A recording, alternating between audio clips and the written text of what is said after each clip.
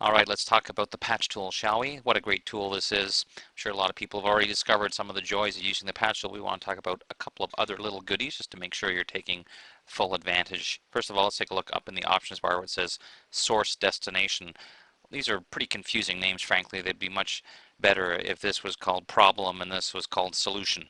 And here's what I mean. If you select the problem, in other words, I want to cover up this soccer ball, so that's the problem, set to source. I move over to where I want to use as the solution, let go, and the patch tool does its thing and looks pretty darn good. Let's undo that. But you can also do it the other way around to say, maybe what I'd really like to do is move the soccer ball over somewhere else and have it blend in. Well, if this is the solution, basically I'm going to take this as my solution and say I'd like this actually to be over here so it will look like there's a soccer ball over there. Then once I've done that, now I can go back here, make a selection. Oh, this gives me an opportunity to mention a couple other little tips. If you make a really bad selection with the patch tool like this, don't start over again. This is just like the lasso tool, so if you hold down the shift key, you can add to the selection. I need to get a little bit more here.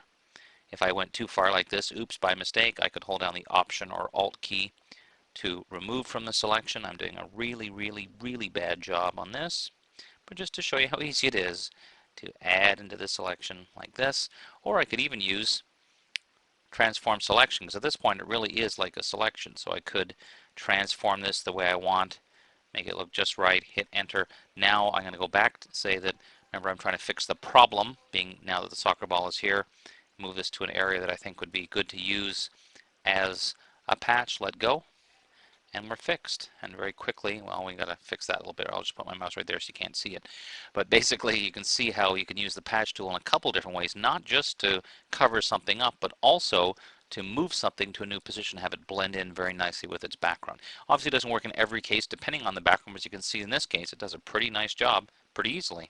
Please remember, don't spend too long staring at your computer screen because you don't want bad things to happen to your eyes. See you next time.